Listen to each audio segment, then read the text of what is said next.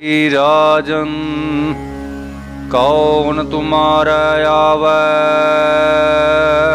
हे राजा दुर्योधन, तेरे दरबार दे विच, तेरे घर दे विच कीड़ा आउणा करे। ये धन धन भगत कबीर साहब जी का मारू राग दी भगत बाणी विच पावन शब्द हंकार दी निवृत्ति वास्ते है, जो बेदर भगत जी के दृष्टांत द्वारा ते दुर्योधन दे हंकार द्वारा ये जनाउंदे होए कि हरि प्रेम नाल प्राप्त हुंदा। एक दृष्टांत मात्र समझना उपदेश कथन करते हैं। जिस समय पांडव बनवास तो वापस आए सन, तदों कृष्ण जी नाल सलाह हुई कि कौरव सानू 5 पांडवों नू एक एक पिंड ही दे देण ते असी उस विच ही गुजारा करी जावांगे। ये सलाह करके भगवान कृष्ण जी दुर्योधन के पास जाने लई तैयार होए। उधर किसी ने दुर्योधन नूं दस दिता कि कृष्ण भगवान जी मिलने वास्ते आ रहे ने। उस वेले दुर्योधन ने अपने मन में सोचिया कि जेकर कृष्ण जी दे आउण करके मैं सिंघासन तो उठ के अगे हो के मिलिया तो मेरे वजीर मेरे मंत्री आदि कहणगे कि गवालियां दे लड़के लई उठ के खड़ा हो गया है, ते जे खड़ा हो के ना मिलिया तो कृष्ण जी अपनी नरादरी समझणगे। इसलिए कृष्ण जी दे आउण तो पहला ही उठ के तबेले दे विच चलिया गया कि उत्थे खड़े खड़ोते ही मिल लवांगे। उधर कृष्ण जी नूं भी इस गल का पता लग गया। तदों दुर्योधन नूं हंकारी जान के कृष्ण जी बिदर दी झुग्गी में जाके रहे। जदों दरवाजा खड़काया तदों बिदर जी दी पत्नी ने दरवाजा खोलिया। कहंदे कि उस वक्त इशनान कर रही सी। एनू चेता ही भुल गया कि मेरे वस्त्र नहीं हैं। सुनिया कि ऊंज ही दरवाजा खोल दिता सी। कृष्ण जी के प्यार विच दर्शन करके अस्त व्यस्त हो गई। इन्ना प्रेम सी इन्हां दा, बहुत सत्कार किया अते खाण लई केले अगे रखे। केले प्रेम दे विच मस्त होई ने केले दियां छिल्लां कृष्ण जी नूं खाण लई दित्तियां। छिल्लां देई जावे ते गुद्दा रखी जावे, बाहर सुट्टी जाए। कृष्ण जी उन्हां छिल्लां नूं ही कबूल कर गए। इतने चिर नूं बिदर जी भी आ गए। उन्होंने कहा कि कमलीए तू भगवान जी नूं छिलके खवाई जा रही है। शाम समय बिदर जी ने कहा कि भगतनीए रसोई तू नहीं तैयार करनी, पहला भगवान जी नूं छिल्लां खवा दित्तियां ने, हुण पता नहीं की बना देवेंगी, इसलिए रसोई मैं तैयार करांगा। तदों बिदर जी ने बहुत प्रेम नाल साग बनाया। पुराने समय असी पैलियां विचों साग खुद आप तोड़ के लियाउंदे हुंदे ते एडियां मोटियां गंदलां सरों दा साग अजकल तां दर्शन ही दुर्लभ हो गए ने। सारी मंडी फोल मारी दी, जिस तरह घाह वड्डिया हुंदा दातरी नाल इस तरह दे वो साग दिंदे ने ते ओह भी 25-25 30 रुपइयां दी गुच्छी, निकलदा विचों कख भी नहीं। पता नहीं मौसम ही इस तरह या पैलियां ही इधर दी इस तरह दियां ने, या समा चेंज हो गया, रब जाने महंगाई आ गई, या पता नहीं उगण ही नहीं देंदे, या बीज ही इस तरह का हो गया। वो जिहड़ा सरों का साग हुंदा सीगा अजकल तो किलो गुड़ विच सुੱਟ दो तां भी होर ही तरह का ਉਹ ਇੰਨਾ ਮਿੱਠਾ ਹੁੰਦਾ ਸੀ, ਨਾ ਤਾਂ ਉਹਦੇ ਵਿੱਚ ਖੰਡ ਜਾਂ ਗੁੜ ਪਾਉਣ ਦੀ ਲੋੜ ਕਿ ਕਸੈਲਾ ਨਾ ਬਣੇ, ਨਾ ਉਹਦੇ ਵਿੱਚ ਕਈ ਵਾਰ ਲੂਣ ਤੋਂ ਬਗੈਰ ਵੀ ਉਸ ਤਰ੍ਹਾਂ ਦਾ ਸਵਾਦ ਲੱਗਦਾ। ਅਸਲੀ ਜਿਹੜਾ ਸਰੋਂ ਦਾ ਸਾਗ ਹੈ ਉਹ ਆਪਣੇ ਆਪ 'ਚ ਮਿੱਠਾ ਹੀ ਹੁੰਦਾ ਹੈ। ਸੋ ਲੂਣ ਪਾਉਣ ਦਾ ਚੇਤਾ ਭੁੱਲ ਗਿਆ, ਵੈਸੇ ਉਹ ਹੀ ਲਿਆ ਕੇ ਭਗਵਾਨ ਦੇ ਅੱਗੇ ਰੱਖ ਦਿੱਤਾ। ਫਿਰ ਗਰਮਾ ਗਰਮ ਪ੍ਰਸ਼ਾਦੇ ਲਾ ਕੇ ਖਵਾਉਣਾ ਕੀਤੇ। ਭਗਵਾਨ ਜੀ ਬਹੁਤ ਪ੍ਰਸੰਨ ਹੋ ਗਏ, ਖਾਈ ਜਾਣ। ਵੈਸੇ ਲੰਗਰ ਦੀ ਇਹੀ ਮਰਿਆਦਾ ਹੈ ਕਿ ਜੋ ਹਾਜ਼ਰ ਹੈ, ਕੋਈ ਪਿਆਰ ਨਾਲ ਛਕਾ ਰਿਹਾ ਉਹ ਛਕ ਲੈਣਾ, ਲੂਣ ਤੱਕ ਵੀ ਨਹੀਂ ਮੰਗਣਾ। ਹੋਰ ਚੀਜ਼ ਦਾ ਮੰਗਣੀ ਬੜੀ ਦੂਰ ਦੀ ਗੱਲ ਹੈ। ਲੰਗਰ ਦੀ ਮਰਿਆਦਾ ਕਿ ਲੂਣ ਤੱਕ ਵੀ ਨਹੀਂ ਮੰਗਣਾ, ਕਿਉਂਕਿ ਉਹ ਖੁਦ ਭਗਵਾਨ ਸੀਗੇ, ਸੰਤੋਖੀ ਸੀ, ਕੋਈ ਖਾਣ ਦੀ ਭੁੱਖ ਤਾਂ ਹੈ ਨਹੀਂ ਸੀ, ਬਿਨਾਂ ਹੀ ਲੂਣ ਤੋਂ ਖਾਈ ਗਏ। ਭਗਤ ਜੀ ਦੀ ਪਤਨੀ, ਕਿਉਂਕਿ ਜਦ ਉਹਨੇ ਬਾਅਦ ਵਿੱਚ ਮੂੰਹ 'ਚ ਪਾਇਆ ਤਾਂ ਉਹ ਹੱਸ ਕੇ ਬੋਲੀ ਕਿ ਮੈਂ ਤਾਂ ਛਿੱਲਾਂ ਖਵਾਈਆਂ ਤੇ ਤੁਸੀਂ ਲੂਣਾ ਸਾਗ ਹੀ ਖਵਾਲ ਦਿੱਤਾ। ਭਗਤ ਜੀ ਇਹ ਕੀ ਕੀਤਾ? ਤਾਂ ਬਿਦਰ ਨੇ ਭਗਵਾਨ ਦੇ ਚਰਨ ਫੜੇ, ਕਹਿਣ ਲੱਗਾ ਮਹਾਰਾਜ ਮਾਫੀ ਦਿਓ। ਭਗਵਾਨ ਜੀ ਉਹਨਾਂ ਦਾ ਪ੍ਰੇਮ ਵੇਖ ਕੇ ਬਹੁਤ ਪ੍ਰਸੰਨ ਹੋਏ, ਕਹਿੰਦੇ ਕੋਈ ਗੱਲ ਨਹੀਂ। ਸਾਰੀ ਰਾਤ ਪਰਮੇਸ਼ਰ ਦੇ ਗੁਣ ਗਾਉਂਦਿਆਂ ਤੇ ਭਗਵਾਨ ਕ੍ਰਿਸ਼ਨ ਜੀ ਦੀ ਸੇਵਾ ਕਰਦਿਆਂ ਹੀ ਬਤੀਤ ਕੀਤੇ। ਦੁਰਯੋਧਨ ਨੂੰ ਪਤਾ ਲੱਗਾ ਕਿ ਕ੍ਰਿਸ਼ਨ ਜੀ ਮੇਰਾ ਘਰ ਛੱਡ ਕੇ ਦਾਸੀ ਪੁੱਤਰ ਬਿਦਰ ਦੇ ਘਰ ਜਾ ਕੇ ਰਹੇ ਨੇ। ਤਦੋਂ ਦਿਨ ਚੜ੍ਹਦਿਆਂ ਆਪਣਾ ਦੂਤ ਭੇਜ ਕੇ ਭਗਵਾਨ ਕ੍ਰਿਸ਼ਨ ਜੀ ਨੂੰ ਬੁਲਾਇਆ। ਜਦੋਂ ਕ੍ਰਿਸ਼ਨ ਜੀ ਉਹਦੀ ਸਭਾ ਵਿੱਚ ਪਹੁੰਚੇ ਤਾਂ ਉਸਨੇ ਕਿਹਾ ਕਿ ਭਗਵਾਨ ਜੀ ਤੁਸੀਂ ਮਹਾਬਲੀ ਕਰਨ, ਦਰੋਣਾਚਾਰੀਆ, ਭੀਸ਼ਮ ਪਿਤਾਮਹ ਆਦਿ ਸਭਾ ਦੇ ਸ਼ਿੰਗਾਰਾਂ ਨੂੰ ਛੱਡ ਕੇ ਇੱਕ ਗੋਲੇ ਦੇ ਘਰ ਵਿੱਚ ਜਾ ਕੇ ਰਹੇ ਹੋ, ਉੱਥੇ ਤੁਹਾਨੂੰ ਕੀ ਸੁੱਖ ਪ੍ਰਾਪਤ ਹੋਇਆ? ਤੁਸੀਂ ਸਾਡੇ ਪਾਸ ਆ ਕੇ ਰਹਿਣਾ ਸੀ। ਤਦੋਂ ਜੋ ਕ੍ਰਿਸ਼ਨ ਜੀ ਨੇ ਕਿਹਾ ਉਸ ਨੂੰ ਭਗਤ ਕਬੀਰ ਸਾਹਿਬ ਜੀ ਆਪਣੇ ਮੁਖੋਂ ਬਾਣੀ ਰੂਪ ਦੇ ਵਿੱਚ ਉਚਾਰਨ ਕਰਕੇ ਹੰਕਾਰੀ ਪੁਰਸ਼ ਨੂੰ ਇੰਜ ਉਪਦੇਸ਼ ਬਖਸ਼ਦੇ ਹਨ। ਰਾਜਨ ਇਹ ਰਾਜਾ ਦੁਰਯੋਧਨ, ਕੌਣ ਤੁਮਾਰੇ ਆਵੈ? ਤੇਰੇ ਦਰਬਾਰ ਦੇ ਵਿੱਚ, ਤੇਰੇ ਘਰ ਦੇ ਵਿੱਚ ਕਿਹੜਾ ਆਉਣਾ ਕਰੇ? ਐਸੋ ਭਾਉ ਬਿਦਰ ਕੋ ਦੇਖਿਓ। ਆਸਾ ਨੇ ਬਿਦਰ ਭਗਤ ਦਾ ਅਜਿਹਾ ਪ੍ਰੇਮ ਵੇਖਣਾ ਕੀਤਾ ਹੈ।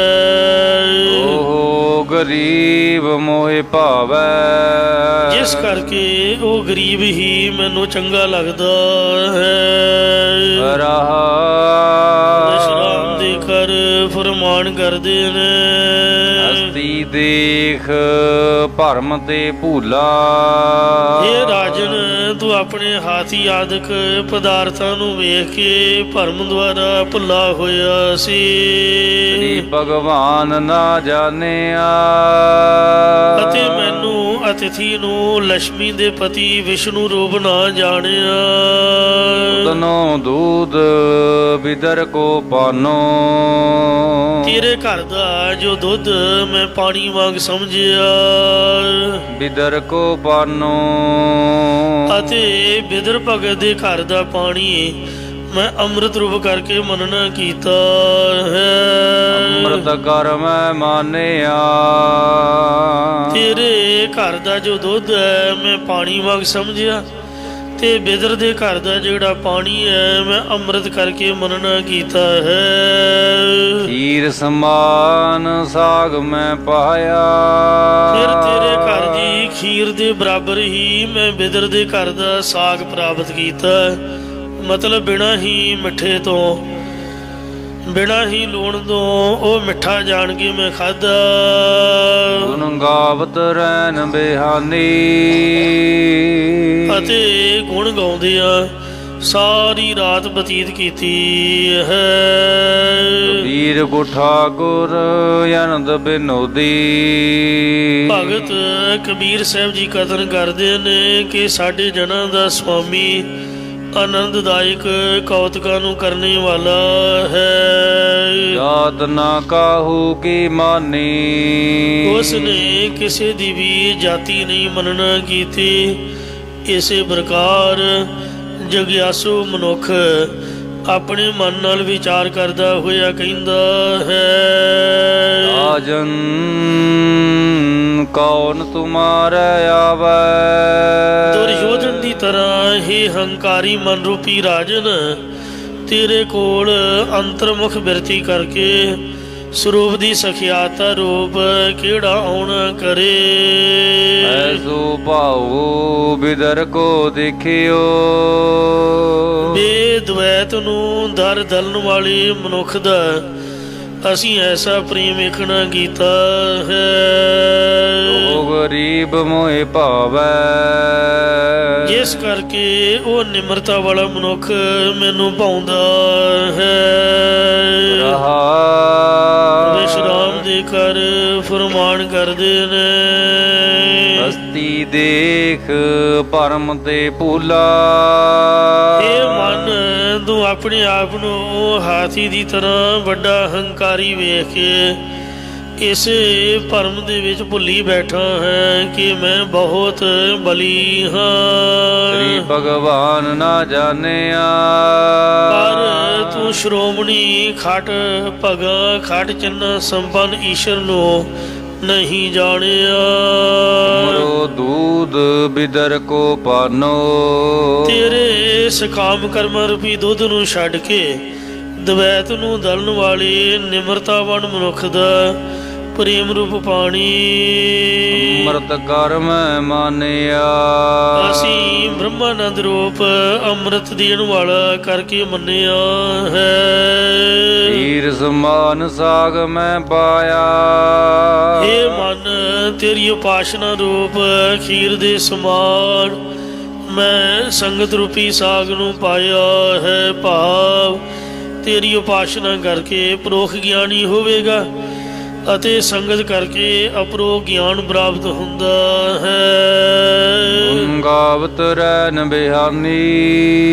ਇਸ ਪ੍ਰਕਾਰ ਸੰਗਤ ਵਿੱਚ ਪਰਮੇਸ਼ਰ ਦੇ ਗੁਣ ਗਾਉਂਦਿਆਂ ਹੋਇਆਂ ਸਾਡੀ ਅਵਿਦਿਆ ਰੂਪ ਰਾਤ ਬਤੀਤ ਹੋ ਗਈ ਹੈ। ਕਬੀਰ ਕੋ ਠਾਕੁਰ ਆਨੰਦ ਬਿਨੋਦੀ। ਭਗਤ ਕਬੀਰ ਸਾਹਿਬ ਜੀ ਕਥਨ ਕਰਦੇ ਨੇ ਕਿ ਸਾਡੇ ਜਨਾਂ ਦਾ ਮਾਲਕ ਆਨੰਦਦਾਇਕ ਕੌਤਕਾਂ ਦੇ ਕਰਨ ਵਾਲਾ ਹੈ। ਜਾਤ ਨਾ ਕਾਹੂ ਕੀ ਮਾਨੀ। ਕਿਸੇ ਦੀ ਵੀ ਬੁੱਧੀ ਆਦਿਕ ਦੀ ਹਉਮੈ ਨਹੀਂ ਮੰਨਦਾ, ਕੇਵਲ ਪ੍ਰੇਮ ਹੀ ਵੇਖਦਾ ਹੈ। ਲੋਕ ਕਬੀਰ। ਭਗਤ ਕਬੀਰ ਜੀ ਯੁੱਧ ਦੇ ਪ੍ਰਕਰਨ ਦੁਆਰਾ ਪਾਵਨ ਉਪਦੇਸ਼ ਬਖਸ਼ਦੇ ਹਨ। ਗਗਨ ਦਮਾਮਾ ਬਾਜਿਓ। ਜਦੋਂ ਆਕਾਸ਼ੀ ਭਾਵ ਉੱਚੇ ਥਾਂ ਤੇ ਰੱਖਿਆ ਹੋਇਆ ਧੌਂਸਾ ਵੱਜਦਾ ਹੈ, ਹਰਿਓ ਨਿਸ਼ਾਨ ਘਾਉ। ਉਸ ਸਮੇਂ ਮੌਤ ਦਾ ਨਿਸ਼ਾਨਾ ਬਣੇ ਕੁਰਬਾਨੀਆਂ ਕਰਨ ਵਾਲੇ ਯੋਧਿਆਂ ਦੇ ਹਿਰਦੇ ਵਿੱਚ ਜੋਸ਼ ਵੀ ਰਸ ਰੂਪੀ ਜ਼ਖਮ ਫਟ ਲੱਗਦਾ ਹੈ। ਖੇਤ ਜੋ ਮਾਂਡਿਓ ਸੂਰਮਾ। ਜਿਹੜਾ ਜੰਗ ਦਾ ਮੈਦਾਨ ਸੂਰਮਿਆਂ ਨੇ ਮਲਣਾ ਕੀਤਾ ਹੋਇਆ ਹੈ। ਅਬ ਜੂਜਨ ਕੋ ਦਾਉ। ਉਸ ਵਿੱਚ ਖੜ ਕੇ ਗੱਜ ਕੇ ਆਖਦੇ ਨੇ ਕਿ ਹੁਣ ਮੈਦਾਨ ਵਿੱਚ ਲੜਨ ਦਾ ਸਮਾਂ ਹੈ, ਮੌਕਾ ਹੈ। ਪੂਰਾ ਸੂਬਾ ਜਾਨੀਆਂ। ਫਿਰ ਯੁੱਧ ਦੇ ਮੈਦਾਨ ਵਿੱਚ ਉਹੀ ਸੂਰਮਾ ਪਹਿਚਾਣੀਦਾ ਹੈ ਲੜੈ ਦੀਨ ਕੀ ਹੀਤ। ਜਿਹੜਾ ਆਪਣੇ ਧਰਮ ਦੇ ਵਾਸਤੇ ਲੜਦਾ ਹੈ। ਪੁਰਜਾ ਕੱਟ ਮਰੈ। ਫਿਰ ਟੋਟੇ ਟੋਟੇ ਕੱਟ ਕੇ ਮਰ ਜਾਂਦਾ ਹੈ। ਬਹੁ ਨਾ ਛੱਡ ਖੇਤ। ਅਤੇ ਕਦੇ ਵੀ ਜੰਗ ਦਾ ਮੈਦਾਨ ਨਹੀਂ ਛੱਡਦਾ, ਇਸੇ ਪ੍ਰਕਾਰ ਗਗਨ ਦਮਾਮਾ ਬਾਜਿਓ ਜਦੋਂ ਚਿਦਾਕਾਸ਼ ਬ੍ਰਹਮ ਦਾ ਹੁਕਮ ਰੂਪੀ ਧੌਂਸਾ ਮਹਾਤਮਾ ਗੁਰੂ ਨੇ ਵਜਾਉਣਾ ਪ੍ਰਗਟ ਕੀਤਾ। ਭਰਿਓ ਨਿਸ਼ਾਨੈ ਕਾ ਤਦੋਂ ਨਿਸ਼ਾਨਾ ਬਣੇ ਹੋਏ ਜਗਿਆਸੂਆਂ ਰੂਪ ਸੂਰਮਿਆਂ ਦੇ ਹਿਰਦੇ ਅੰਦਰ ਪ੍ਰੇਮ ਦਾ ਜ਼ਖਮ ਪੈ ਗਿਆ। ਹਰ ਪ੍ਰੇਮ ਬਾਣੀ ਮਨ ਮਾਰਿਆ। ਅਣਿਆਲੇ ਅਣੀਆਂ ਰਾਮ ਰਾਜੇ ਜਿਸ ਲਾਗੀ ਵੀਰ ਪਰਮ ਕੀ ਸੋ ਜਾਣ ਜਰੀਆ। ਜੀਵਨ ਮੁਕਤ ਸੋ ਆਖੀਐ ਮਰ ਜੀਵੈ ਮਰੀਆ। ਜਾ ਨਾਨਕ ਸਤਿਗੁਰ ਮੇਲ ਹਰ ਜਗਤ ਉਤਰ ਤਰੀਆ। ਮੇਰੇ ਮਨ ਪ੍ਰੇਮ ਲਗੋ ਹਰ ਤੀਰ ਹਮਰੀ ਮੇਦਨ ਹਰ ਪ੍ਰਭ ਜਾਣੈ। ਮੇਰੇ ਮਨ ਅੰਤਰ ਕੀ ਪੀਰ ਏਤ ਜੋ ਮਾਂਡਿਓ ਸੂਰਮਾ। ਜੋ ਮਨੁੱਖ ਸਰੀਰ ਅੰਤਕਰਨ ਰੂਪੀ ਜੰਗ ਦੇ ਮੈਦਾਨ ਨੂੰ ਆਸੁਰੀ ਸੰਪਦਾ ਰੂਪ ਸੂਰਮਿਆਂ ਨੇ ਮੱਲਣਾ ਕੀਤਾ ਹੈ। ਜੂਜਨ ਕੋ ਦਾਉ ਉਹਨਾਂ ਦੇ ਨਾਲ ਵੈਰਾਗ ਵਿਵੇਕ ਰੂਪ ਸੂਰਮਿਆਂ ਦੇ ਸਹਿਤ ਹੋ ਕੇ ਲੜਨ ਦਾ ਸਮਾਂ ਹੁਣ ਹੀ ਹੈ, ਹੁਣ ਹੀ ਹੈ। ਪੂਰਾ ਸੋ ਪਹਿਚਾਨੀਐ ਸੂਰਮਾ ਉਹੀ ਪਹਿਚਾਣੀਦਾ ਹੈ। ਦੀਨ ਕੇ ਹੀਤ ਜਿਹੜਾ ਪਰਲੋਕ ਗਰੀਬਾਂ ਦੀ ਰੱਖਿਆ ਵਾਸਤੇ ਇਹਨਾਂ ਵਿਕਾਰਾਂ ਨਾਲ ਲੜਦਾ ਹੈ। ਪੁਰਜਾ ਕੱਟ ਮਾਰੈ ਉਹਨਾਂ ਵਿਕਾਰਾਂ ਨੂੰ ਟੁਕੜਾ ਟੁਕੜਾ ਕੱਟ ਕੇ ਆਪ ਜੀਵਤ ਭਾਵ ਵੱਲੋਂ ਮਰਨਾ ਕਰਦਾ ਹੈ। ਹੁਣ ਛੱਡ ਖੇਤ ਅਤੇ ਇਸ ਮਨੁੱਖਾ ਜਨਮ ਅੰਤਕਰਨ ਰੂਪੀ ਜੰਗ ਦੇ ਮੈਦਾਨ ਵਿੱਚੋਂ ਇਹਨਾਂ ਵਿਕਾਰਾਂ ਅਗਿਆਨ ਨੂੰ ਕਦੇ ਵੀ ਜਿਉਂਦਾ ਨਾ ਛੱਡੇ ਜਾਂ ਇਸ ਮਨੁੱਖਾ ਜਨਮ ਨੂੰ ਨਾ ਛੱਡੇ ਭਾਵ ਹਾਰਨਾ ਨਾ ਕਰੇ। ਕਬੀਰ ਕਾ ਸ਼ਬਦ ਰਾਗ ਮਾਰੂ ਮਾਰੂ ਰਾਗ ਦੇ ਵਿੱਚ ਉਹ ਪ੍ਰਕਰਨ ਦੇ ਅਨੁਸਾਰ ਭਗਤ ਕਬੀਰ ਸਾਹਿਬ ਜੀ ਦਾ ਉਚਾਰਨ ਕੀਤਾ ਹੋਇਆ ਸ਼ਬਦ ਆ ਰਿਹਾ ਹੈ। ਬਾਣੀ ਨਾਮ ਦਿਓ ਜੀ ਕੀ। ਹੁਣ ਸ੍ਰੀ ਗੁਰੂ ਅਰਜਨ ਦੇਵ ਜੀ ਮਹਾਰਾਜ ਭਗਤ ਨਾਮਦੇਵ ਜੀ ਦੀ ਉਚਾਰਨ ਕੀਤੀ ਹੋਈ ਬਾਣੀ ਦਰਜ ਕਰਵਾ ਰਹੇ ਹਨ। ਓੰਕਾਰ ਇੱਕ ਅਦੁੱਤੀ ਬ੍ਰਹਮ ਓੰਕਾਰ ਜੋ ਸਰਬ ਦਾ ਪ੍ਰਕਾਸ਼ਕ ਹੈ। ਸਤਿਗੁਰ ਪ੍ਰਸਾਦ ਜੋ ਸਤਿਗੁਰਾਂ ਦੀ ਕਿਰਪਾ ਦੁਆਰਾ ਪ੍ਰਾਪਤ ਹੁੰਦਾ ਹੈ। ਇਸ ਸ਼ਬਦ ਅੰਦਰ ਭਗਤ ਨਾਮਦੇਵ ਜੀ ਨਾਮ ਦੇ ਪ੍ਰਤਾਪ ਬਾਰੇ ਕਥਨ ਕਰਦੇ ਨੇ। ਚਾਰ ਮੁਕਤ ਚਾਰੈ ਸਿੱਧ ਮਿਲ ਕੇ ਚਾਰ ਮੁਕਤੀਆਂ ਸਲੋਕ ਸਮੀਪ ਸਰੂਪ ਤੇ ਸਾਯੋਜ ਚਾਰ ਹੀ ਵੱਡੀਆਂ ਸਿੱਧੀਆਂ ਅਣਮਾ ਮਹਿਮਾ ਗਰਮਾ ਤੇ ਲਗਮਾ ਇਹ ਮਿਲ ਕਰਕੇ ਲਹਿ ਪ੍ਰਭ ਕੀ ਸਰਨ ਪਰਿਓ ਪਤੀ ਪਰਮੇਸ਼ਰ ਦੀ ਓਟ ਵਿੱਚ ਪਈਆਂ ਹੋਈਆਂ ਹਨ। ਅਥਵਾ ਇਸੇ ਪ੍ਰਕਾਰ ਚਾਰ ਮੁਕਤ ਚਾਰੈ ਸਿੱਧ ਮਿਲ ਕੇ ਜੋ ਪੁਰਖ ਜਿਹੜਾ ਹੈ ਲੈ ਪ੍ਰਭ ਕੀ ਸ਼ਰਨ ਪਰਿਓ ਪਤੀ ਪ੍ਰਭੂ ਦੀ ਸ਼ਰਨ ਵਿੱਚ ਪਿਆ ਹੋਇਆ ਹੈ। ਉਸ ਦੀ ਹਜ਼ੂਰੀ ਵਿੱਚ ਇਹ ਚਾਰੇ ਮੁਕਤੀਆਂ ਅਤੇ ਚਾਰੇ ਸਿੱਧੀਆਂ ਮਿਲ ਕੇ ਖੜੀਆਂ ਰਹਿੰਦੀਆਂ ਨੇ।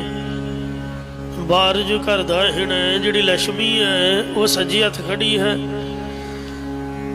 ਸਿੱਧ ਸਨਮੁਖ ਮੁਖ ਜੋ ਹੈ ਸ੍ਰੀ ਗੁਰੂ ਅਮਰਦਾਸ ਜੀ ਦੇ ਸਨਮੁਖ ਸਿੱਧੀ ਖੜ ਕੇ ਵੇਖ ਰਹੀ ਹੱਥ ਜੋੜ ਕੇ ਵੀ ਮੈਨੂੰ ਆਗਿਆ ਕਰਨ।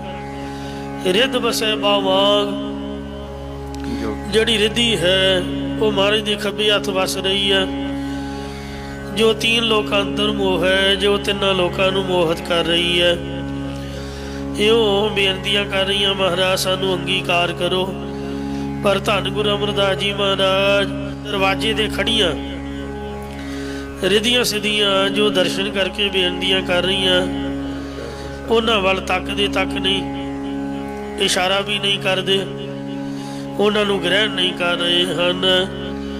ਜਾਂ ਕਿਸੇ ਪ੍ਰਕਾਰ ਚਾਰ ਮੁਕਤ ਜਾਰੈ ਸਿੱਧ ਮਿਲ ਕੈ। ਚਾਰ ਚਾਰੈ 8 ਮੁਖ ਸਿੱਧੀਆਂ ਤੇ 4 ਮੁਕਤੀਆਂ ਤੋਂ ਬਾਅਦ ਜਿਹੜੀ ਕੇਵਲ ਮੁਕਤੀ ਆ ਉਹ ਮਿਲ ਕੇ ਲਹਿ ਪ੍ਰਭ ਕੀ ਸਰਨ ਪਰਿਓ। ਜਿਹੜਾ ਪਤੀ ਪਰਮਾਤਮਾ ਦੀ ਸ਼ਰਨ ਚ ਪਿਆ ਉਸ ਮਨੁੱਖ ਦੇ ਅੱਗੇ ਹਮੇਸ਼ਾ ਖੜੀਆਂ ਰਹਿੰਦੀਆਂ ਹਨ। ਮੁਕਤ ਪਾਇਓ ਚਾਹੂੰ ਜੁਗ ਜਾਣਿਓ। ਜਿਹੜੇ ਮਨੁੱਖ ਮੁਕਤ ਹੋਏ ਹਨ ਉਹ ਚੌਹਾਂ ਯੁੱਗਾਂ ਵਿੱਚ ਜਾਣੇ ਗਏ ਹਨ।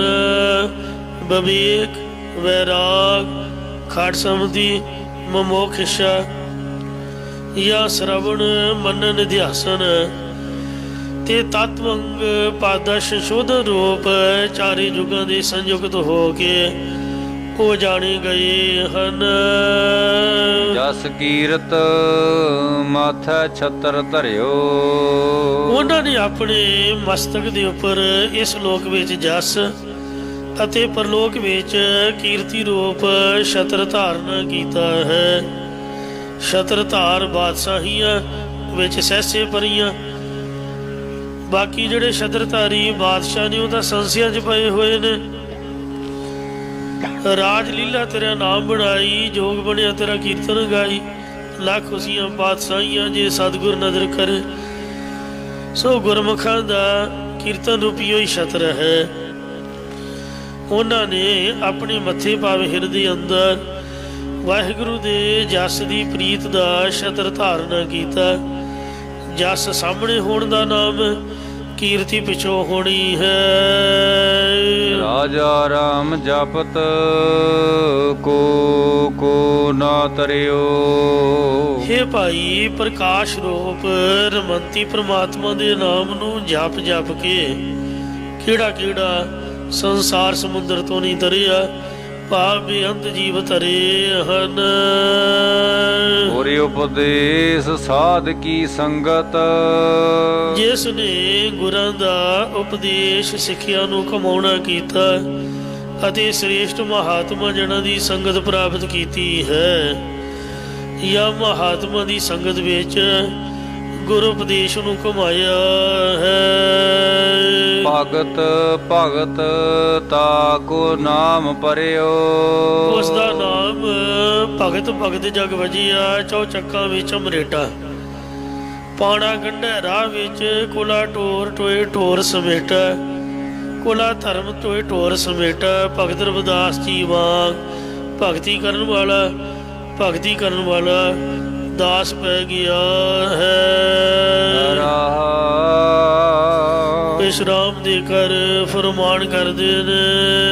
ਸ਼ੰਖ ਚੱਕਰ ਮਾਲਾ ਤਿਲਕ ਬਿਰਾਜਤ। ਜਿਸ ਹਰੀ ਦੇ ਪਾਸ ਸ਼ੰਖ ਹੈ, ਚੱਕਰ ਹੈ, ਬਜੰਤੀ ਮਾਲਾ ਹੈ, ਤਿਲਕ ਆਦਿਕ ਚਿੰਨ੍ਹ ਬਿਰਾਜ ਕੇ ਸ਼ਸ਼ੋਭਤ ਹੁੰਦੇ ਹਨ। ਦੇਖ ਪ੍ਰਤਾਪ ਜਮ ਡਰਿਓ। ਉਸ ਦਾ ਤੇਜ ਪ੍ਰਭਾਵ ਵੇਖ ਕੇ ਯਮਰਾਜ ਡਰ ਜਾਂਦਾ ਹੈ। ਇਸੇ ਪ੍ਰਕਾਰ ਸ਼ੰਖ ਚੱਕਰ ਮਾਲਾ ਤਿਲਕ ਬਿਰਾਜਤ। ਭਗਤ ਜੀ ਵੈਸ਼ਨੂ ਮਤ ਅਨੁਸਾਰ ਸਰੂਪ ਮੁਕਤੀ ਨੂੰ ਪ੍ਰਾਪਤ ਹੋਣ ਵਾਲਿਆਂ ਬਾਬਤ ਕਥਨ ਕਰਦੇ ਨੇ ਕਿ ਜਿਵੇਂ ਸ਼ੰਖ ਚੱਕਰ ਮਾਲਾ ਤੇ ਤਿਲਕ ਆਦਿਕ ਵਿਸ਼ਨੂੰ ਦੇ ਚਿੰਨ੍ਹ ਨੇ, ਇਉਂ ਉਹ ਇਹਨਾਂ ਦੇ ਨਾਲ ਬਿਰਾਜਮਾਨ ਸ਼ੋਭਤ ਹੋ ਕੇ ਬੈਕੁੰਠ ਵਿੱਚ ਵਸਦੇ ਹਨ। ਦੇਖ ਪ੍ਰਤਾਪ ਜਮ ਡਰਿਓ। ਅਤੇ ਉਹਨਾਂ ਦੇ ਪ੍ਰਤਾਪ ਨੂੰ ਦੇਖ ਕੇ ਯਮਰਾਜ ਵੀ ਡਰਦਾ ਹੈ। ਇਸੇ ਪ੍ਰਕਾਰ ਕੋਟ ਵਿਸ਼ਨ ਕੀਨੇ ਅਵਤਾਰ, ਕੋਟ ਬ੍ਰਹਮੰਡ ਜਾ ਕੇ ਧਰਮਸਾਲ, ਵਾਹਿਗੁਰੂ ਦੇ ਦਰਵਾਜ਼ੇ ਤੇ ਇਹੋ ਜਿਹੇ ਕਰੋੜਾਂ ਹੀ ਵਿਸ਼ਨੂੰ ਹਨ। ਅੰਖ ਚੱਕਰਮਾਲਾ ਤਿਲਕ ਬਿਰਾਜਤ। ਹੁਣ ਭਗਤਾਂ ਦੀ ਬਾਬਤ ਕਥਨ ਕਰਦੇ ਨੇ ਕਿ ਉਹਨਾਂ ਭਗਤਾਂ ਦੇ ਪਾਸ ਪ੍ਰਭੂ ਦਾ ਕੀਰਤਨ ਰੂਪ ਸੰਖ ਹੈ। ਜਿਵੇਂ ਨਾਰਦ ਮੁਨੀ ਹਮੇਸ਼ਾ ਕੀਰਤਨ ਕਰਦਾ ਰਹਿੰਦਾ, ਇਉਂ ਪ੍ਰਭੂ ਦਾ ਜਸ ਰੂਪੀ ਸੰਖ ਹੈ ਅਤੇ ਹੁਕਮ ਮੰਨਣ ਰੂਪੀ ਚੱਕਰ ਹੈ। ਭਗਤ ਅਮਰੀਕ ਜੀ ਜੋ ਕਿ ਵਾਹਿਗੁਰੂ ਦੇ ਭਗਤ ਸਨ, ਉਹਨਾਂ ਦੀ ਰੱਖਿਆ ਲਈ ਵਿਸ਼ਨੂੰ ਦਾ ਚੱਕਰ ਸੁਦਰਸ਼ਨ ਚੱਕਰ ਉਹਦੇ ਦਰਵਾਜ਼ੇ ਤੇ ਹਮੇਸ਼ਾ ਪਹਿਰਾ ਦਿੰਦਾ ਸੀ। ਜਿਹੜਾ ਦੁਰਵਾਸਾ ਸੀ ਹੰਕਾਰੀ ਸੀ, ਕਿੰਨਾ ਵੱਡਾ ਉਹ ਰਿਖੀ, ਤੇ ਪਰ ਜਦ ਉਹ ਸ਼ਰਾਬ ਦੇਣ ਲੱਗਾ ਤੇ ਉਹ ਸੁਦਰਸ਼ਨ ਚੱਕਰ ਉਹਦੇ ਵੈਰ ਪੈ ਗਿਆ ਸੀ। ਇਉਂ ਜਿਹੜਾ ਵਾਹਿਗੁਰੂ ਦਾ ਹੁਕਮ ਮੰਨਦਾ ਹੈ, ਚੱਕਰ ਚੁੱਕਰ ਦੇ ਸਾਰੇ ਉਹਦੇ ਦਾਸ ਨੇ। ਹੁਕਮ ਮੰਨਣ ਰੂਪੀ ਚੱਕਰ ਹੈ। ਜਿਵੇਂ ਬੰਦਾ ਸਿੰਘ ਬਹਾਦਰ ਨੂੰ ਕਲਗੀਧਰ ਮਹਾਰਾਜ ਨੇ 5 ਤੀਰ ਬਖਸ਼ੇ ਸੀਗੇ। ਉਹਨੇ ਇਹੋ ਜਿਹਾ ਚੱਕਰ ਚਲਾਇਆ ਕਿ ਪਤਾ ਹੀ ਨਹੀਂ ਲੱਗਾ ਵੀ ਕਿੱਧਰੋਂ ਵਰਦੀਆਂ ਨੇ। ਸ਼ਸਤਰ ਆਉਂਦਿਆਂ ਨੂੰ ਪਤਾ ਹੀ ਨਹੀਂ ਲੱਗਦਾ ਸੀ, ਵਾਰ ਹੀ ਨਹੀਂ ਸੀ ਆਉਂਦਾ। ਮੁੱਧੜੇ ਮੂੰਹ ਸੁੱਟ ਦਿੱਤਾ, ਇੰਨੀ ਵਰਖਾ ਕੀਤੀ, ਮਾਰ ਮਾਰ ਜੁੱਤੀਆਂ ਦਾ ਮੜ ਪੋਲਾ ਕਰ ਸੁੱਟਿਆ, ਘੋੜਿਆਂ ਦੀਆਂ ਟਾਪਾਂ ਮਗਰ ਪਾ ਕੇ। ਕਿੱਥੇ ਵੇਖੋ ਆ ਚੱਪੜ ਚਿੜੀ ਦਾ ਮੈਦਾਨ ਹੈ ਤੇ ਕਿੱਥੇ ਸਰਹੰਦ ਹੈ। ਤੂੰ ਘੜੀਸ ਘੜੀਸ ਮਾਰਿਆ ਸੂਬਾ ਸਰਹੰਦ ਵੀ ਜੀਦੇ ਨੂੰ। ਇਹੋ ਜਿਹਾ ਹੁਕਮ ਮੰਨਣ ਰੂਪੀ ਚੱਕਰ ਹੈ। ਜਿਹਨੇ ਆਖਿਆ ਸੀ ਮਹਾਰਾਜ ਮੈਂ ਤੁਹਾਡਾ ਬੰਦਾ, ਬੰਦੇ ਦਾ ਮਤਲਬ ਹੈ ਗੁਲਾਮ, ਹੁਕਮ ਮੰਨਣ ਵਾਲਾ। ਭਗਤੀ ਰੂਪ ਮਾਲਾ ਹੈ ਤੇ ਅਦਵੈ ਸਰੂਪ ਨੂੰ ਜਨ ਰੂਪੀ ਤਿਲਕ ਬਿਰਾਜ ਰਿਹਾ ਹੈ।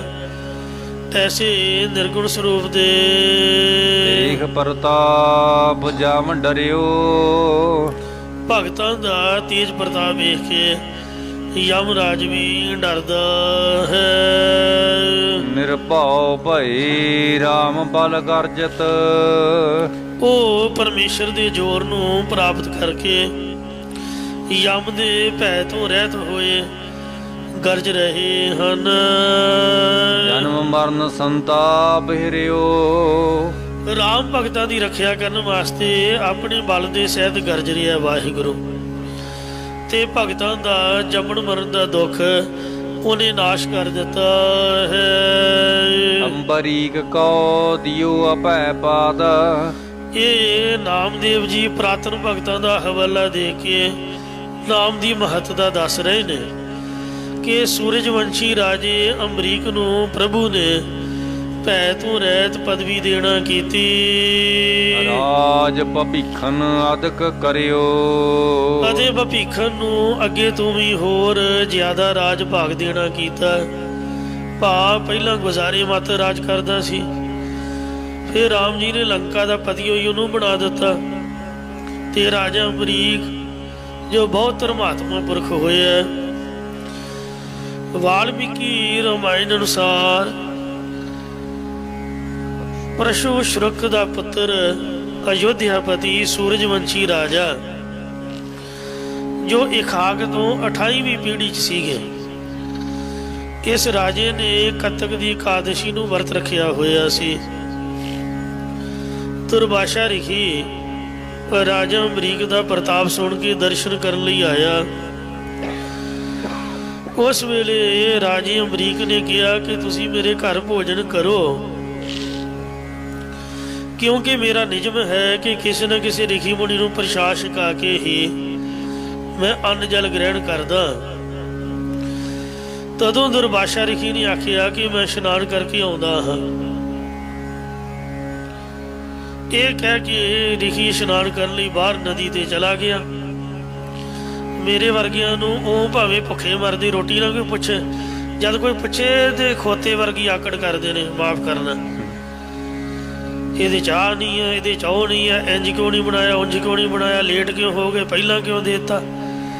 ਇਹ ਉਹ 100 ਨਿਕਸਬਨੀਆਂ ਕਰਨਗੇ, ਉਹ ਭਾਵੇਂ ਭੁੱਖੇ ਮਰਦੇ ਰਹਿਣ। ਤਾਂ ਇਸ ਤਰ੍ਹਾਂ ਇਹਨੇ ਹੰਕਾਰ ਕੀਤਾ। ਉਹ ਸੀ ਵਿਚਾਰਾ ਸ਼ਰਧਾਲੂ प्यार वाला, रब दा भगत, वल ते छल तो रहत, ते पर आप दी पूजा कराउण खातर भी मैं वेखदा भला किन्ना क ये सिदक दा पक्का है। जान बुझ के उन्हें देर लगाई ते अंदरों अंदर सोची गया कि जेकर राजे ने मेरे जान तो पहला वर्त खोल लिया तो मैनू श्राप दे देवांगा, ते जेकर इन्हें वर्त ना खोलिया तो इसका पिछला नियम भंग हो जाएगा। क्यों जान के डुबकियां लाई जाए, मली जाए अपने आप को, क्योंकि द्वादशी लगन च थोड़ा समय ही रह गया सी, लेट हो ही गया। इधर राजे अमरीक ने बहुत चिर उड़ीक की पर ही ना आया। तदों राजे ने राज पुरोहितां नूं बुला के वर्त दे नियम पूछे। तदों पंडितां ने सोच विचार के किया कि हे राजन, तुसीं अन्न की जगह जल नाल अपना वर्त खोल सकते हो, क्योंकि जल अन्न भी है ते नहीं भी है। ये गल सुन के राजे अमरीक ने ठाकुरां दे चरनां दा जल लैके वर्त खोल लिया। इतने चनू दरबाशा रिखी भी आ गया ते भुड़क डंडियों पार अग बगूला हो गया कि राजे ने मेरे तो बगैर वर्त खोलिया ते खोलिया क्यों। बड़ा क्रोध किया, आख्या राजन तू हंकारी हो गया होए, जो मेरे वर्गे किसी अतिथि को भोजन खवाई बिना ही वर्त खोल लिया है, इसलिए मैं तेनों शराब दिंदा हाँ। तदों राजा कह लगा, हे रिखीवर, मैं तो पहला ही गुनाहां दा भरिया होया, मरे नूं की मारना जी, मैं तो पहला ही मरिया होया, तुसीं मैनूं माफ कर दिओ। पर रिखी क्रोध विच आके जदों शराब देन लगा, तदों भगवान विष्णु का सुदर्शन चक्कर रिखी दे आले दुआले अग की लाट वांग घूमण लगा। दुर्वाशा रिखी डरदा होया उथों भज तुरिया ते जिथे भी जावे वो सुदर्शन चक्कर उहदे मगर मगर आई जावे। तदों भजदा होया ब्रह्मा दे कोल गया। उन्हें कहा, मेरे हथ जोड़े, ये बला तू मेरे गल ना पा, आप दी आपने को रख, जिहड़ा तेरी मत करूगा वह भी गला वड्डूगा, इथों निकल जा। देवतिया ने ब्रह्मा पास भेजा तो ब्रह्मा ने गांह कढ़ दिता। आख्या भी साधु महात्मा की निंदिया दुख देने वाली नूं नहीं मैं रख सकता, तू गांह शिव जी को चलिया जा जे तेनों बचा सकता।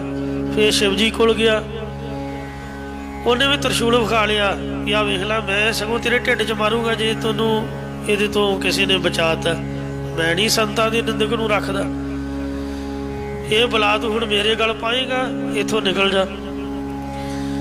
फिर जिहदा सुदर्शन चक्कर सी विष्णु भगवान दे कोल गया तो विष्णु ने आख्या, भाई गुरमुखा गल इस तरह है, जिसदी तू निंदिया कीती है, माड़ा किया है, बुरा भला किया, उसदा दिल दुखाया, ਉਹਦੀ अरदास बेनती भी वो मन के मुआफ नहीं किया, हुण तू ਉਹਦੇ जाके पैर फड़ ला।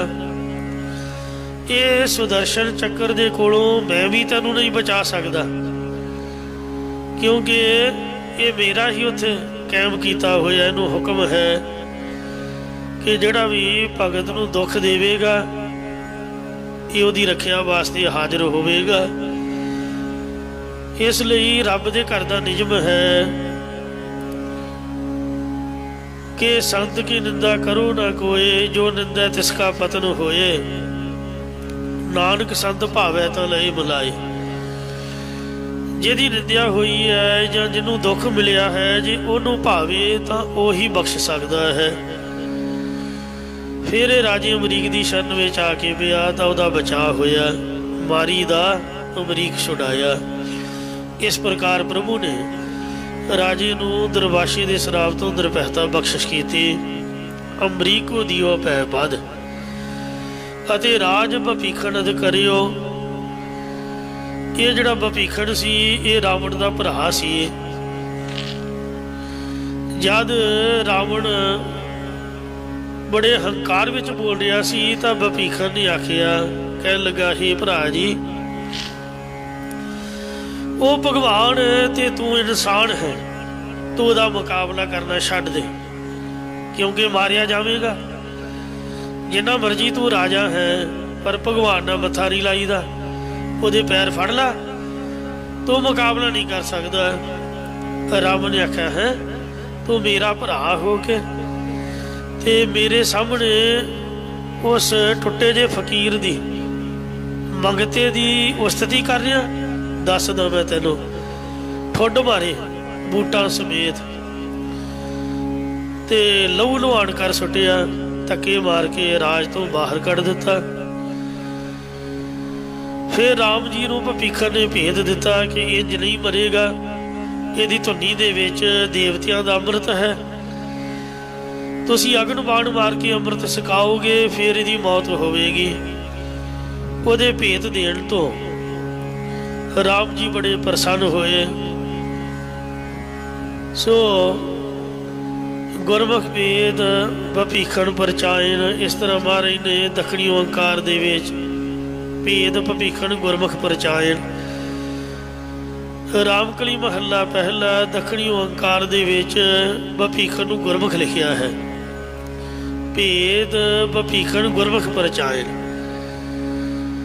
जिन्हें राम जी नूं भेद दे के ते युद्ध जिताया सी, वो भपीखन गुरमुख नूं वाहिगुरू की कृपा नाल राज मिलिया। सो रामचंद्र जी की शरण विच आया। ये जदों घरों चलिया तां चलण लगिया ही मन विच इहने संकल्प किया कि भगवान रामचंद्र ने लंका तां जेती लैनी है, क्यों ना बाद विच राज ही मैनूं दे देण, क्योंकि जिहड़े संत भगत फकीर हुंदे ने वो तां मोह नहीं करदे। जिस समय आके रामचंद्र जी दे दर्शन कीते तां राज आदि दी इहदी सारी भुख भावें लै गई सी,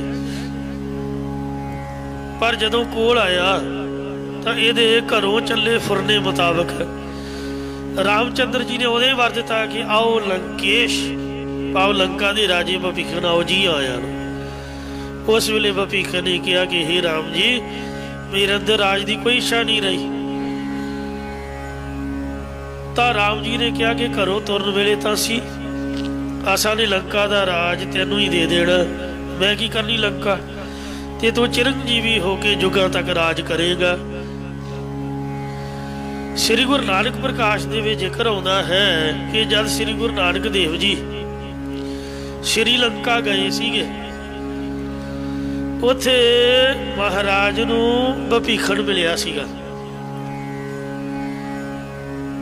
ते हनुमान भी मिलिया सी।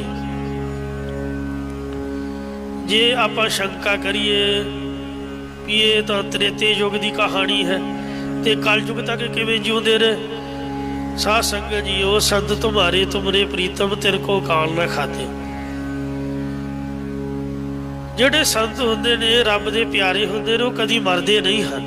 ਉਹਨਾਂ ਦੀ ਆਤਮਾ ਖਾਸ ਕਰਕੇ ਜਿੱਥੇ ਚੜ੍ਹਾਈ ਕੀਤੇ ਹੁਣ ਹਮੇਸ਼ਾ ਜਿਉਂਦੀ ਰਹਿੰਦੀ ਹੈ ਤੇ ਹਾਜ਼ਰ ਹੁੰਦੀ ਹੈ। ਉਹਨਾਂ ਦੀ ਆਤਮਾ ਮਿਲੀ ਹੋਊਗੀ, ਭਗਤੀ ਦੇ ਵਿੱਚ ਉਹ ਲੀਨ ਸੀਗੇ। ਧੰਨ ਗੁਰੂ ਗੋਬਿੰਦ ਸਿੰਘ ਸਾਹਿਬ ਜੀ ਦੇ ਵੇਲੇ ਦੇ ਵੀ ਸ਼ਹੀਦ ਸਿੰਘ ਕਹਿੰਦੇ ਅੱਜ ਤੱਕ ਉਸੇ ਤਰ੍ਹਾਂ ਹੀ ਮੌਜੂਦ ਨੇ, क्योंकि शहीदों का कोई देश काल नहीं हुंदा, कोई उन्हां लई नरक नहीं, कोई स्वर्ग नहीं, कोई सचखंड भी नहीं। महाराज दे गोडे कोल बह के की करना, महाराज कहता जाओ भाई इत्थे बैठे हो, बैठे की करना, जाओ जाके लंगर पकाओ, लंगर वरताओ, सेवा कराउंदा ही है गुरु साहब, जाके इमारत बनाओ, इन्नियां सेवावां ने, चलो जाके सेवा करो। यो महाराज उन्होंने तोरी रखदा, यो शहीद किते एक देशी नहीं हुंदे, वो हमेशा हाजिर नाजर ने, हमेशा जिउंदे ने, जिथे चाहण जा सकदे आ सकदे। स्वर्गां दा तां प्रबंध ही उन्हां दे कोल है, कहंदे दुनिया दी तां की गल करनी। संतन हथ राखी कूंजी, जे मैं झूठ बोलिया ते दसो संत किनू कहोगे? कला माड़ा फिरन वाला नहीं, महाराज ने सिपाही भी नाल बनाया, शहीद सिंह ही संत ने। हर वाहिगुरू ने आप दे घर दियां खजाने दियां लंगर दियां कुंजियां ਅਸੀਂ ਤਾਂ ਐਵੇਂ ਹੀ ਮਾਣ ਕਰੀ ਜਾਂਦੇ ਆ ਵੀ ਆਪਾਂ ਸੇਵਾਦਾਰ। ਅਸਲ 'ਚ ਪੁੰਜੀਆਂ ਸ਼ਹੀਦਾਂ ਦੇ ਕੋਲ ਨੇ, ਪ੍ਰਬੰਧ ਉਹਨਾਂ ਦੇ ਹੱਥ ਹੈ, ਤਾਂ ਹੀ ਉਹ ਤਾਂ ਘਟਦਾ ਨਹੀਂ। ਤੋੜ ਨਾ ਆਵੇ ਵੱਧ ਹੋ ਜਾਈ। ਛੇਵੇਂ ਪਾਤਸ਼ਾਹ ਗੁਰੂ ਹਰਗੋਬਿੰਦ ਸਾਹਿਬ ਜੀ ਦੀ ਸ਼ਰਨ ਵਿੱਚ ਵੀ ਇਸੇ ਤਰ੍ਹਾਂ ਦੀ ਸਾਖੀ ਹੈ ਭੀਖਣ ਵਰਗੀ। ਲਲਾ ਬੇਗ ਦੇ ਕੋਲ ਉਹਨੇ ਗੁਰੂ ਹਰਗੋਬਿੰਦ ਸਾਹਿਬ ਦੀ ਉਸਤਤੀ ਕੀਤੀ ਸੀ, ਕਿਉਂਕਿ ਪਹਿਲਾਂ CID ਲੈਣ ਆਇਆ ਤੇ ਸਿੰਘਾਂ ਨੇ ਪਹਿਚਾਣ ਕੇ ਗੁਰੂ ਹਰਗੋਬਿੰਦ ਸਾਹਿਬ ਦੇ ਹਵਾਲੇ ਕੀਤਾ। ਮਹਾਰਾਜ ਇਹਨੂੰ ਮਾਰ ਕੱਤੀਏ। ਮਹਾਰਾਜ ਕਹਿੰਦੇ ਨਹੀਂ ਭਾਈ, ਭਾਵੇਂ CID ਲਈ ਹੈ ਇਹਨੇ, ਆਪਣਾ ਕੀ ਵਿਗਾੜ ਲਊਗਾ, ਦੱਸ ਕੀ ਦੱਸੇਗਾ।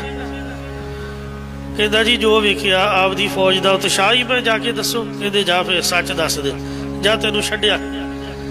ਉਹ ਇੰਨਾ ਪ੍ਰਭਾਵਿਤ ਹੋਇਆ, ਕਿਆ ਸ਼ਸ਼ਕਰ ਉੱਠਿਆ ਕਿ ਸੱਚਮੁੱਚ ਸ੍ਰੀ ਗੁਰੂ ਹਰਗੋਬਿੰਦ ਸਾਹਿਬ ਸੂਰਮਾ ਹੈ। ਇੱਕ ਵਾਲ ਵੀ ਬਾਂਕਾ ਨਹੀਂ ਕੀਤਾ, ਹੱਥ ਵੀ ਨਹੀਂ ਲਾਇਆ ਉਹਨੂੰ। ਕਹਿੰਦੇ ਜਾ ਤੈਨੂੰ ਛੱਡਦੇ ਆ, ਸੱਚ ਬੋਲਦੇ।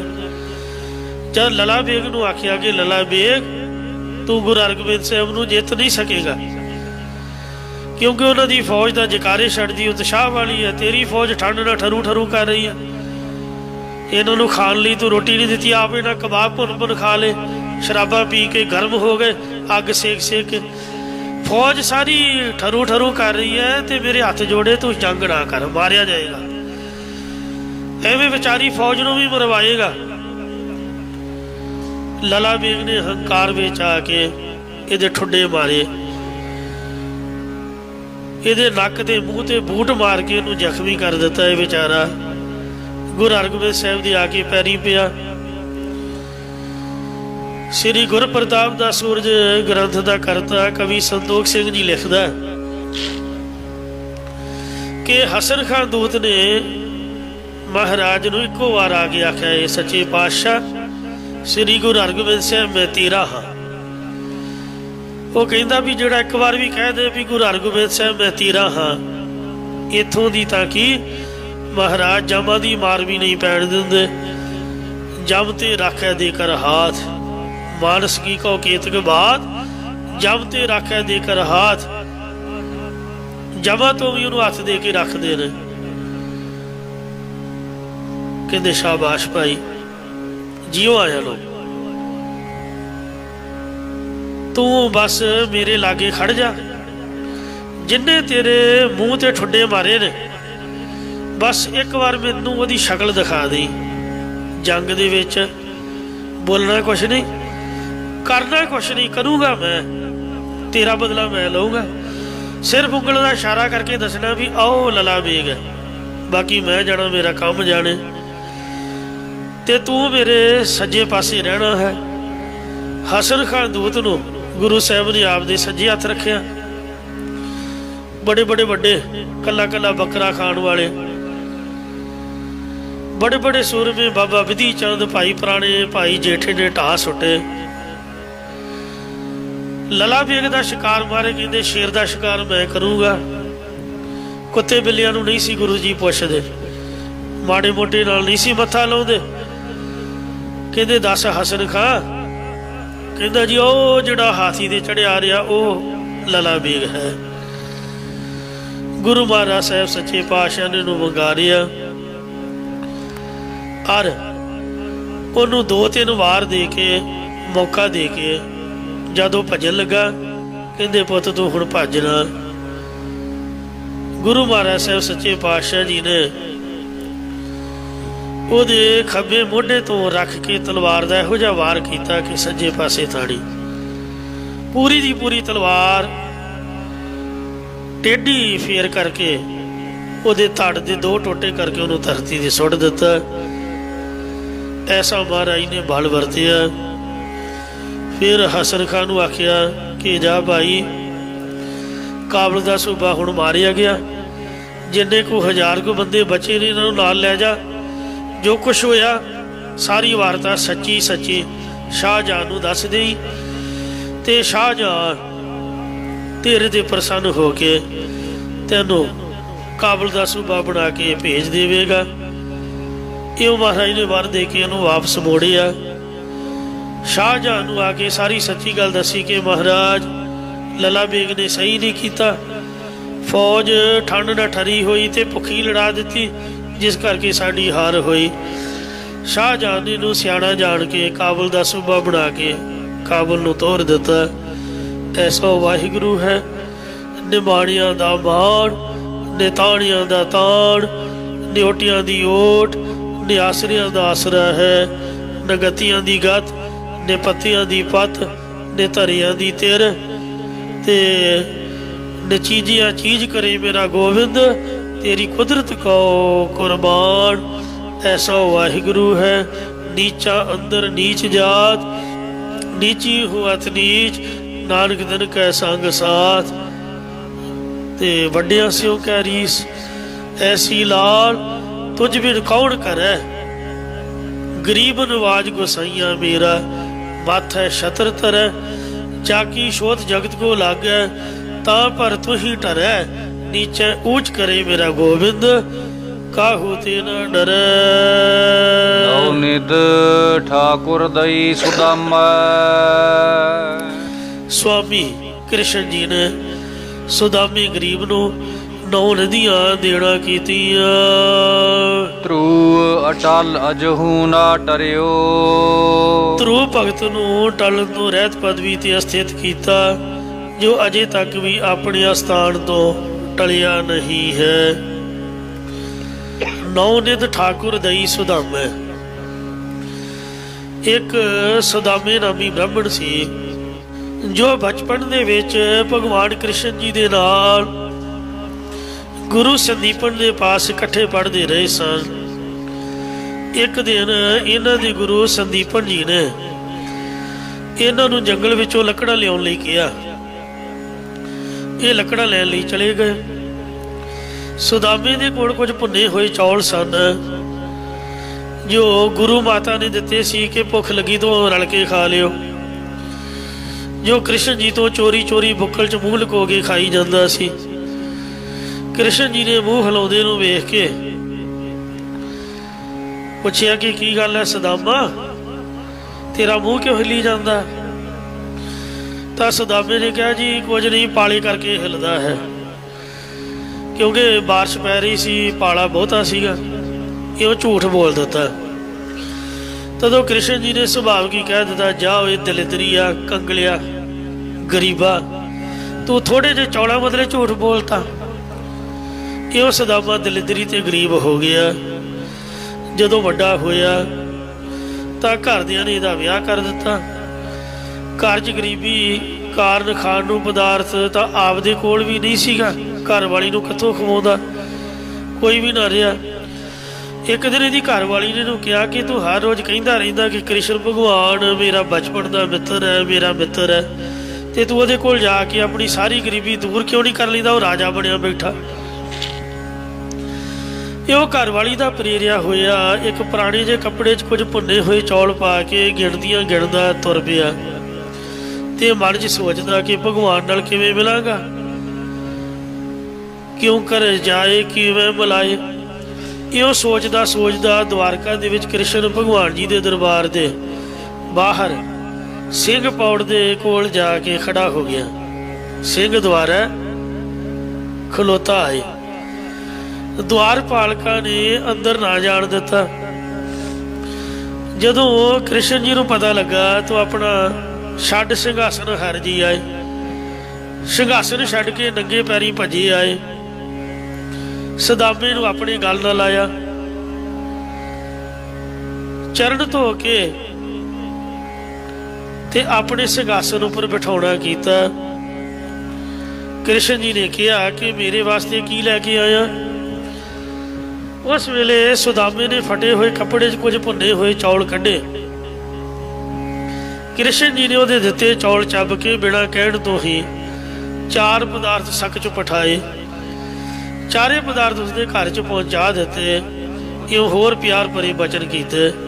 ਫਿਰ ਕ੍ਰਿਸ਼ਨ ਜੀ ਨੇ ਵਿਦਾ ਕਰ ਦਿੱਤਾ। ਰਸਤੇ ਵਿੱਚ ਆਉਂਦਾ ਹੋਇਆ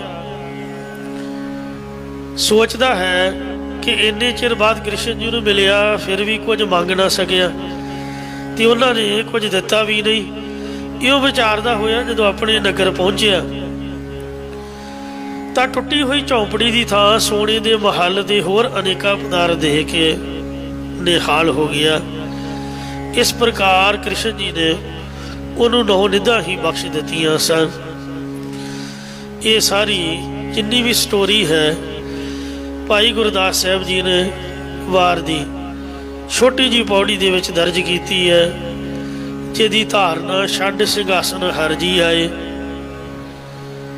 ਸੋ ਸੱਚਖੰਡ ਹਰਿਮੰਦਰ ਸਾਹਿਬ ਦੇ ਰਾਗੀ ਗੁਰਮੁਖ ਪਿਆਰੇ ਬੜੇ ਪਿਆਰ ਦੇ ਨਾਲ ਪੜ੍ਹਦੇ ਹੁੰਦੇ ਸਨ। ਤੋ ਇਸ ਲਈ ਮਹਾਰਾਜ ਸਾਹਿਬ ਸੱਚੇ ਪਾਤਸ਼ਾਹ ਜੀ ਫਰਮਾਉਂਦੇ ਹਨ ਕਿ ਜਿਹੜਾ ਸੁਦਾਮਾ ਸੀਗਾ 9 ਨਿਧ ਠਾਕੁਰ ਦਈ ਸੁਦਾਮਾ, ਠਾਕੁਰ ਵਾਹਿਗੁਰੂ ਅਕਾਲ ਪੁਰਖ ਨੇ ਵੇਖੋ ਸੋ ਕ੍ਰਿਸ਼ਨ ਦੇ ਰੂਪ ਦੇ ਵਿੱਚ ਉਹਨੂੰ 9 ਨਿਧੀਆਂ ਬਖਸ਼ ਦਿੱਤੀਆਂ। ਤੇ ਭਗਤ ਧਰੋਹ ਅਜੇ ਤੱਕ ਅਟਲ, ਅਜੇ ਤੱਕ ਨਹੀਂ ਟਲਿਆ। ਧਰੋਹ ਅਟਲ ਅਜ ਹੁਣ ਟਰਿਓ। ਭਗਤ ਹੀਤ ਮਾਰਿਓ ਹਰਨਾਖਸ। ਹਰ ਭਗਵਾਨ ਨੇ ਭਗਤਾਂ ਦੇ ਵਾਸਤੇ ਹਰਨਾਖਸ਼ ਨੂੰ ਮਾਰ ਦਿੱਤਾ। ਨਰਸਿੰਘ ਮਨੁੱਖ ਅਤੇ ਸ਼ੇਰ ਦੇ ਰੂਪ ਦਾ ਆਕਾਰ ਹੋ ਗਿਆ। ਨਰ ਸਿੰਘ ਰੂਪ ਹੋਏ ਦੇਹ ਧਰਿਓ। ਧੜ ਸੀ ਬੰਦੇ ਦਾ ਤੇ ਮੂੰਹ ਸੀ ਸ਼ੇਰ ਦਾ। ਇਹੋ ਜਿਹਾ ਸਰੀਰ ਧਾਰਨਾ ਕੀਤਾ ਆਪਣੇ ਭਗਤ ਪ੍ਰਹਿਲਾਦ ਦੀ ਰੱਖਿਆ ਵਾਸਤੇ। ਹਰਨਾਖਸ਼ ਦੈਂਤ ਨੂੰ ਪੱਟਾਂ ਤੇ ਲਟਾ ਕੇ ਨੌਂਦਰ ਨਾਲ ਪਾੜ ਕੇ ਮਾਰ ਸੁੱਟਿਆ। ਜਿਸ ਸਮੇਂ ਆਪਣੇ ਪਿਆਰੇ ਭਗਤ ਪ੍ਰਹਿਲਾਦ ਦੀ ਰੱਖਿਆ ਕਰਨ ਵਾਸਤੇ ਤੇ ਹਰਨਾਖਸ਼ ਨੂੰ ਉਸਦੇ ਕੀਤੇ ਪਾਪ ਕਰਮਾਂ ਦਾ ਦੰਡ ਦੇਣ ਵਾਸਤੇ ਪ੍ਰਭੂ ਨੇ ਨਰਸਿੰਘ ਰੂਪ ਧਾਰਿਆ, ਤਦੋਂ ਭਗਵਾਨ ਨੇ ਹਰਨਾਖਸ਼ ਨਾਲ ਯੁੱਧ ਕਰਕੇ ਉਸ ਨੂੰ ਬ੍ਰਹਮਾ ਦੁਆਰਾ ਦਿੱਤੇ ਹੋਏ ਵਰ ਵੀ ਪੂਰੇ ਕੀਤੇ ਤੇ ਆਪਣੇ ਨੋਹਾਂ ਨਾਲ ਉਹਦਾ ਪੇਟ ਪਾੜ ਕੇ ਮਾਰਿਆ ਤੇ ਉਹਦੀਆਂ ਆਂਦਰਾਂ ਨੂੰ ਆਪਣੇ ਗਲੇ 'ਚ ਪਾ ਕੇ ਬਹੁਤ ਵਿਕਰਾਲ ਰੂਪ ਧਾਰਿਆ ਤੇ ਆਪਣੇ ਪਿਆਰੇ ਭਗਤ ਪ੍ਰਹਿਲਾਦ ਨੂੰ ਦੁਲਾਰਨ ਲੱਗੇ, ਖਿਡਾਉਣ ਲੱਗੇ, ਪਿਆਰ ਕਰਨ ਲੱਗੇ। ਫਿਰ ਪ੍ਰਹਿਲਾਦ ਨੂੰ ਨਰਸਿੰਘ ਭਗਵਾਨ ਨੇ ਕਿਹਾ ਕਿ ਮੈਂ ਤੇਰੇ ਤੇ ਬਹੁਤ ਪ੍ਰਸੰਨ ਹਾਂ, ਜੋ ਕੁਝ ਮੰਗਣਾ ਮੰਗ ਲੈ। ਭਗਤ ਪ੍ਰਹਿਲਾਦ ਨੇ ਹੱਥ ਜੋੜ ਕੇ ਕਿਹਾ, ਹੇ ਪ੍ਰਭੂ ਜੀ, ਆਪ ਜੀ ਦੇ ਦੀਦਾਰ ਹੋ ਗਏ, ਇਸ ਤੋਂ ਵੱਧ ਹੋਰ ਕੀ ਚਾਹੀਦਾ। ਬਸ ਤੁਸੀਂ ਆਪਣੀ ਕਿਰਪਾ ਸਦਾ ਮੇਰੇ ਉੱਪਰ ਬਣਾਈ ਰੱਖਣਾ। ਨਰਸਿੰਘ ਨੇ ਫਿਰ ਜਦੋਂ ਮੰਗਣ ਲਈ ਕਿਹਾ ਤਾਂ ਸਾਹਮਣੇ ਆਪਣੇ ਪਿਤਾ ਦੀ ਲਾਸ਼ ਵੇਖ ਕੇ ਵਰ ਮੰਗ ਲਿਆ ਕਿ ਹੇ ਪ੍ਰਭੂ, ਮੇਰਾ ਪਿਤਾ ਭਾਵੇਂ ਹੰਕਾਰੀ ਸੀ, ਭਗਤਾਂ ਨੂੰ ਮਰਵਾਉਣ ਵਾਲਾ ਸੀ, ਪਰ ਇੱਕ ਸੱਚ ਇਹ ਵੀ ਹੈ ਕਿ ਇਹੀ ਮੇਰੇ ਜਨਮ ਦਾ ਪਿਤਾ ਹੈ। ਇਸ ਲਈ ਇਹਨਾਂ ਤੇ ਵੀ ਆਪ ਜੀ ਕਿਰਪਾ ਕਰੋ ਤੇ ਮੇਰੇ ਪਿਤਾ ਨੂੰ ਵੀ ਮੁਕਤੀ ਬਖਸ਼ੋ। ਇਹ ਗੱਲ ਸੁਣ ਕੇ ਭਗਵਾਨ ਜੀ ਹੱਸੇ ਤੇ ਕਿਹਾ, ਪ੍ਰਹਿਲਾਦ ਤੂੰ ਮੰਗਿਆ ਵੀ ਤੇ ਮੰਗਿਆ ਵੀ ਕੁਝ ਨਹੀਂ। ਤਾਂ ਪ੍ਰਹਿਲਾਦ ਨੇ ਕਿਹਾ, ਪ੍ਰਭੂ ਜੀ, ਮੈਂ ਤਾਂ ਆਪ ਜੀ ਦੇ ਪਾਸੋਂ ਆਪਣੇ ਪਿਤਾ ਦੀ ਮੁਕਤੀ ਮੰਗ ਲਈ ਹੈ, ਆਪ ਐਸਾ ਕਿਉਂ ਕਹਿੰਦੇ ਹੋ। ਤਦੋਂ ਭਗਵਾਨ ਨੇ ਪ੍ਰਹਿਲਾਦ ਨੂੰ ਦਿਵ ਦ੍ਰਿਸ਼ਟੀ ਬਖਸ਼ਿਸ਼ ਕੀਤੀ। ਜਦੋਂ ਪ੍ਰਹਿਲਾਦ ਨੇ ਆਪਣੀਆਂ ਕੁੱਲਾਂ ਵੱਲ ਧਿਆਨ ਮਾਰਿਆ ਤਾਂ ਇੱਕ ਪਿਤਾ ਕੀ ਉਹਦੀਆਂ 21 ਕੁੱਲਾਂ ਤਰ ਗਈਆਂ ਸਨ। ਪ੍ਰਹਿਲਾਦ ਜਾਣ ਕੇ 21 ਕੁੱਲ ਉਧਾਰੇ। ਤਦੋਂ ਭਗਵਾਨ ਨੇ ਕਿਹਾ ਕਿ ਪ੍ਰਹਿਲਾਦ, ਮੈਂ ਇਸ ਕਰਕੇ ਤੈਨੂੰ ਕਿਹਾ ਸੀ ਕਿ ਕੁਝ ਨਹੀਂ ਮੰਗਿਆ, ਕਿਉਂਕਿ ਮੈਂ ਤੇਰੇ ਮੰਗਣ ਤੋਂ ਪਹਿਲਾਂ ਹੀ ਤੇਰੀਆਂ 21 ਕੁੱਲਾਂ ਤਾਰ ਦਿੱਤੀਆਂ ਨੇ। ਨਾਮਾ ਕਹੈ ਭਗਤ ਬਸ ਕੇਸਵ। ਭਗਤ ਨਾਮਦੇਵ ਜੀ ਕਥਨ ਕਰਦੇ ਨੇ ਕਿ ਉਹ ਕੇਸਾਧਾਰੀ ਪਰਮਾਤਮਾ ਭਗਤਾਂ ਦੀ ਭਗਤੀ ਦੇ ਅਧੀਨ ਹੈ। ਤੂੰ ਭਗਤਾਂ ਕੈ ਬਸ, ਭਗਤਾਂ ਤਾਣ ਤੇਰਾ। ਅਜਹੂ ਬਲ ਕੇ ਦੁਆਰ ਖਰੋ। ਦੇਖੋ ਭਗਤੀ ਦੇ ਅਧੀਨ ਹੋਇਆ, ਅਜੇ ਵੀ ਰਾਜੇ ਬਲ ਦੇ ਦਰਵਾਜ਼ੇ ਅੱਗੇ ਖਲੋਤਾ ਹੋਇਆ ਹੈ। ਜਿਹੜਾ ਰਾਜਾ ਬਲ ਸੀਗਾ, ਇਹਨੇ ਬੌਣੇ ਬਣੇ ਵਿਸ਼ਨੂੰ ਨੂੰ 2.5 ਕਰਮਾਂ ਧਰਤੀ ਦਾਨ ਦੇਣ ਦੇ ਬਦਲੇ ਅੱਧਾ ਕਰਮ ਆਪਣਾ ਸਰੀਰ ਹੀ ਬਣਾ ਦਿੱਤਾ ਸੀ। ਫਿਰ ਭਗਵਾਨ ਨੂੰ ਬੇਨਤੀ ਕਰਕੇ ਉੱਥੇ ਖਿਲਾਰ ਲਿਆ। ਅੱਜ ਤੱਕ 7ਵੇਂ ਪਤਾਲ ਦੇ ਵਿੱਚ ਬਲ ਰਾਜਾ ਦਾ ਕਹਿੰਦੇ ਰਾਜ ਕਰਦਾ ਤੇ ਭਗਵਾਨ ਉਹਦੇ ਦਰਵਾਜ਼ੇ ਤੇ ਝੌਂਪੜੀ ਬਣਾ ਕੇ ਬੈਠਾ ਹੋਇਆ, ਵੇਦਾਂ ਦੀਆਂ ਸੁਰਤੀਆਂ ਪੜ੍ਹ ਕੇ ਉਹਨੂੰ ਸੁਣਾ ਰਿਹਾ। ਇਹ ਉਹ ਛਲਣ ਗਿਆ ਸੀ ਰਾਜੇ ਬਲ ਨੂੰ, ਛਲ ਆਪ ਗਿਆ, ਬਲ ਛਲ ਆਪ ਛਲਾਇਓ। ਐਸਾ ਉਹ ਭਗਵਾਨ ਹੈ, ਭਗਤਾਂ ਦੇ ਵਸ ਵਿੱਚ ਹੈ। ਇੱਥੇ ਹੀ समाप्ति करदी हाँ जी। भुला चुका क्षमा करो, अगे तो समत बख्शो। भगत हित मारियो हरनाखस, नरसिंह रूप होई देह धरियो। नाम कह भगत बस केसव, आजू बाल के द्वार खरो। वाहिगुरु जी का खालसा, वाहिगुरु जी की फतेह।